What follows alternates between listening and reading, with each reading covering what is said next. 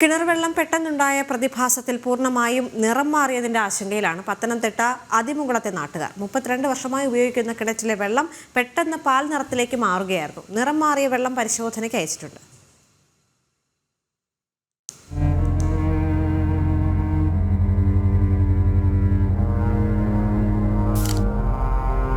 കഴിഞ്ഞ ദിവസം വരെ തെളിഞ്ഞ വെള്ളം കിട്ടിയ കിണറ്റിൽ നിന്നും ഇപ്പോൾ കിട്ടുന്ന വെള്ളത്തിന്റെ നിറമാണിത്. പെട്ടെന്നാണ് പാൽ നിറത്തിലേക്ക് വെള്ളം നിറം മാറിയത്.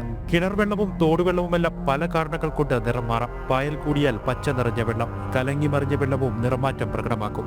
എന്നാൽ പറയത്തക്ക കാരണങ്ങളൊന്നും കൂടാതെ കിണറ്റിലെ വെള്ളം പെട്ടെന്ന് നിറം മാറിയതിന്റെ ആശങ്കയിലാണ് അതിമുകുളത്തെ ആനത്തനും കുടുംബവും. മണ്ണ് ഖനനം, പാറഖനനം എന്നിങ്ങനെ വെള്ളം നിറമാറാൻ സംശയിക്കത്തക്ക കാരണങ്ങളൊന്നും പരിസര പ്രദേശത്തില്ല. ഇന്നലെ രാവിലെ 5:30 മണിക്ക് ഈ കുടിക്കാൻ ആവശ്യത്തിനും ആഹാരം പാകം ചെയ്യാനും ഈ കിണറ്റിലെ വെള്ളം ഉപയോഗിക്കുന്നത്.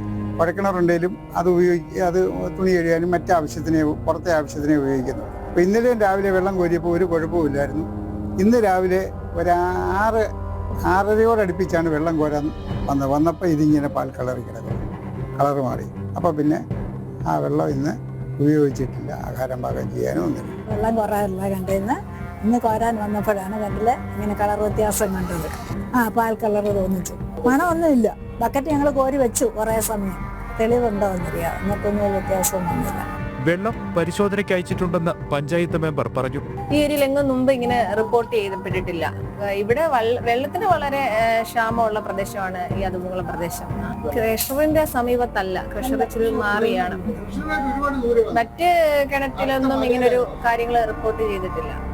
എന്തുകൊണ്ടെന്ന് നമ്മളെല്ലാവരും ആശങ്കയിലാണ്. ഇത് എന്തുവാണെന്ന് ഇപ്പം ടെസ്റ്റ് ഒക്കെ ചെയ്ത് പരിശോധന കഴിഞ്ഞതിന് ശേഷം മാത്രമേ നമുക്കിത് എന്തുവാണെന്ന് മനസ്സിലാക്കാൻ സാധിക്കുകയുള്ളൂ. ജലദൗർലഭ്യം നേരിടുന്ന പ്രദേശത്തെ ഒരിക്കലും പറ്റാത്ത കിണറ്റിലെ വെള്ളമാണ് നിറം മാറിയത്. ജനം, പത്തനംതിട്ട.